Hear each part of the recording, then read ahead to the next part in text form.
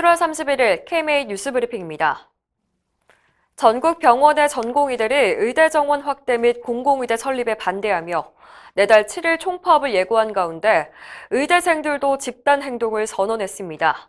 대한의과대학 의학전문대학원 학생협회는 오는 8월 8일 전국 규모의 의대생 단체 행동에 들어간다고 밝혔습니다. 의대협은 서신문을 통해서 오로지 정치 권력만을 위해서 의료를 망치고 있는 파렴치한 정부와 여당의 참담한 심정이라며 국민의 건강을 지키기 위해서 분노하고 싸워야 한다고 밝혔습니다.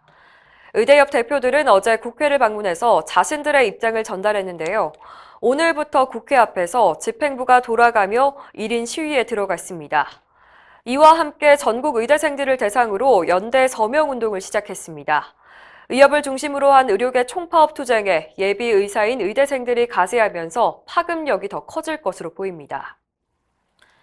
총파업을 앞두고 의협 산하 시도의사회 움직임이 활발합니다.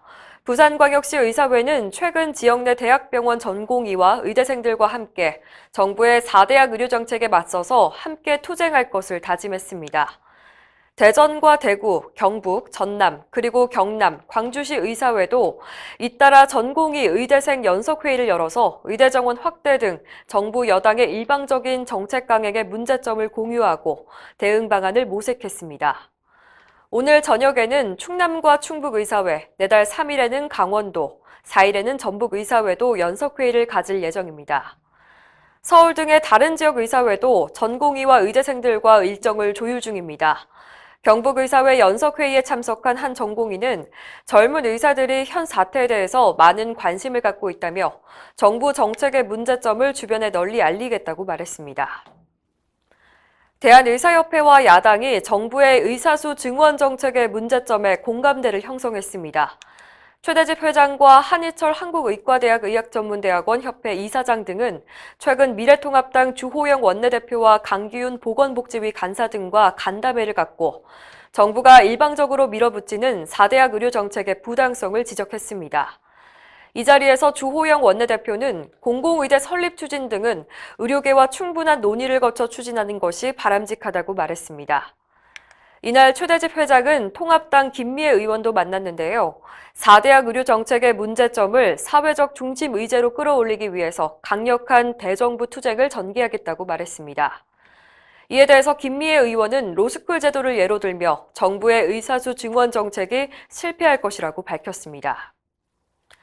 정부의 의료정책 강행에 대한 우려의 목소리는 여당에서도 나왔습니다.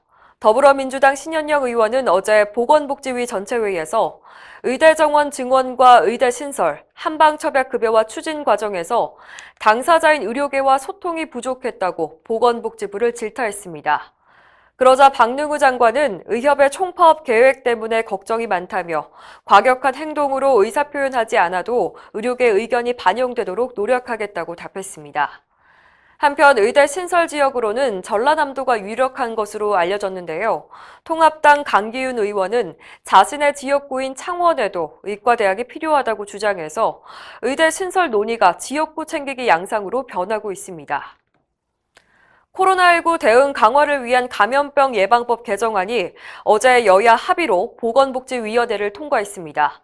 개정안은 외국인의 감염병 치료 비용과 격리시설 이용 비용을 본인이 부담하게 하고 감염 위험이 있는 장소에서 마스크 착용 등 방역 수칙을 지키지 않을 경우 과태료를 부과하는 내용이 담겼습니다.